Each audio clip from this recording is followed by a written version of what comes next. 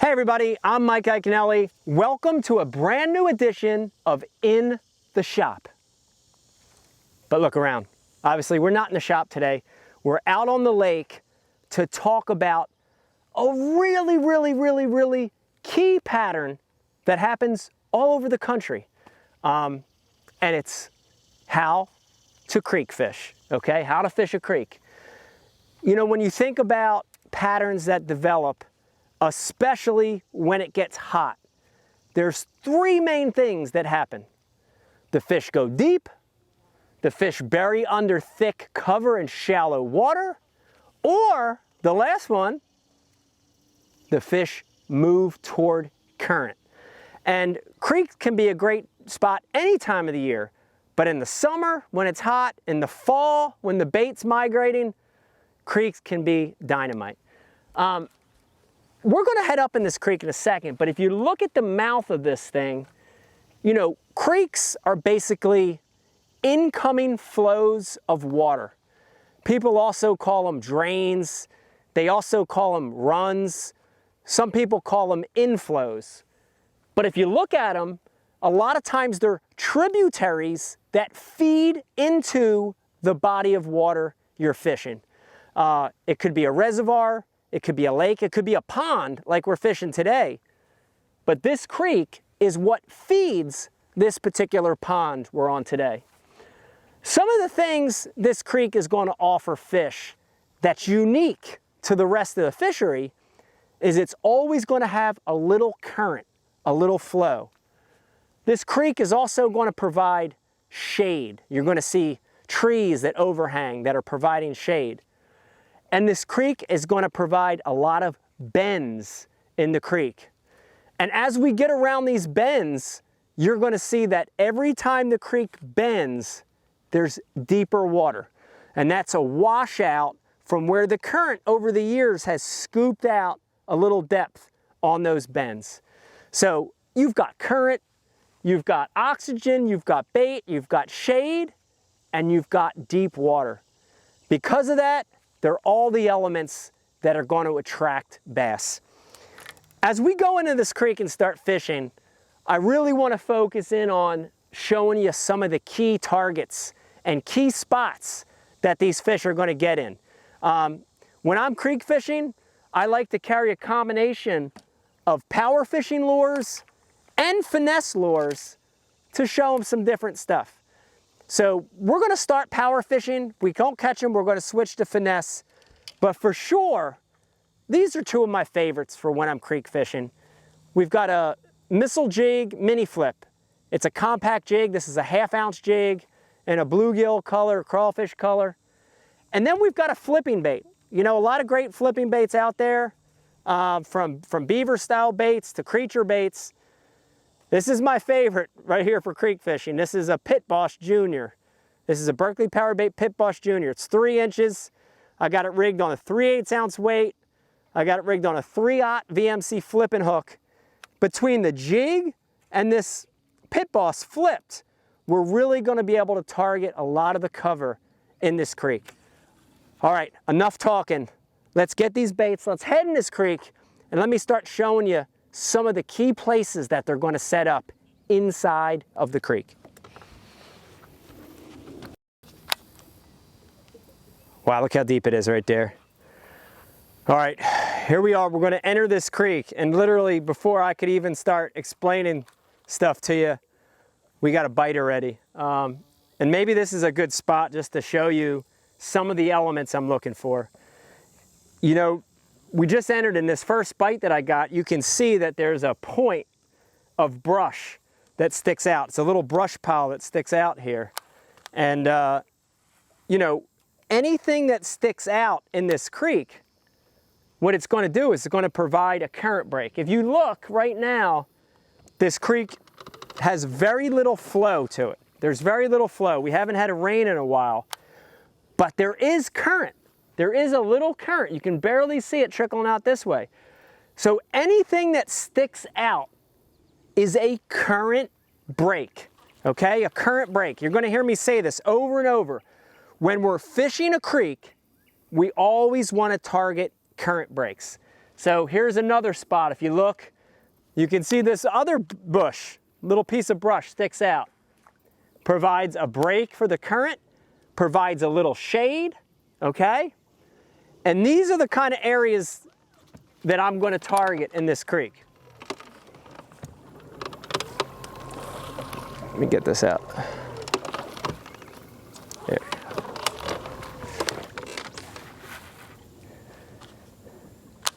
Okay, so if we look at this creek, you know, this creek right now, it's not perfectly straight, but it's pretty straight right here. And for sure, I'm going to cast at targets on the straightaways.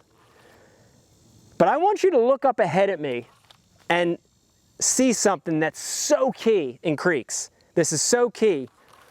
So aside from current breaks, things that stick out and break the current, if you look up there, you're going to see a bend. And look up there, watch. We're in a straightaway right now, but watch that creek starts to bend to the left. Anywhere on the inside bends, okay? Listen to me, this is the most important thing. Not the outside bends, the inside bends. When you have an inside bend, that's a current push point. And they're the kind of areas where that bank's going to be undercut.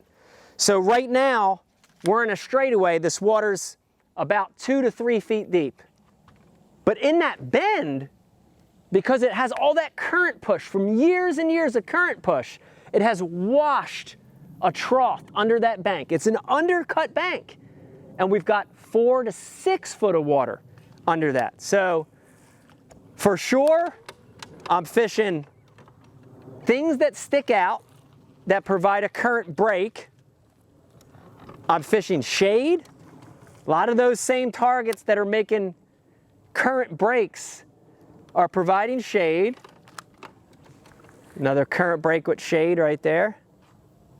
If I can let that fall maybe right there. But what we got coming up is really key. And this is a bend. Look at this bend. And this bend is going to be a couple feet deeper than everything else we're fishing. So important in a creek is to fish these bends. Almost every bend you're going to come to is going to have that little wash, that little divot in it, where it's deeper than the rest. In the heat of the summer, in the fall, in the pre-spawn, that extra foot to 4 or 5 feet of water can make a really big difference.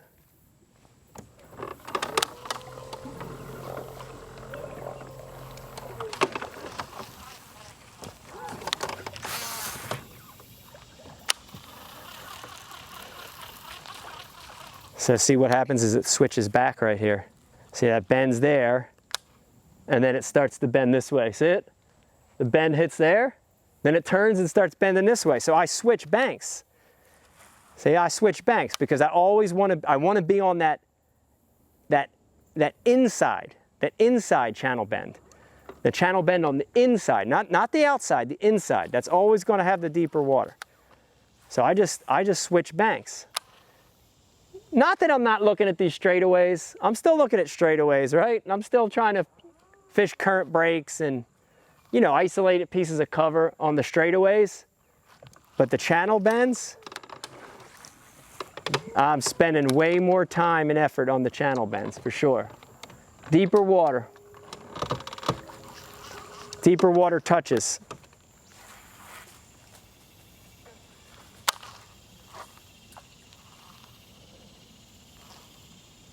Oh, wow.